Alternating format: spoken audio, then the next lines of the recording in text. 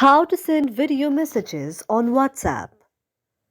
If any day you're a WhatsApp user and you would like to send the video messages on WhatsApp but you do not know how to do that, just follow the following steps.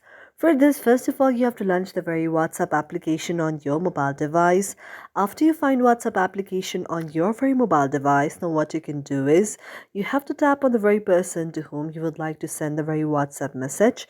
Now, after you tap on the very person which you would like to send the very WhatsApp message, you can send the very picture. You can also send the very WhatsApp message, or you can also send the video to any of the group that you are.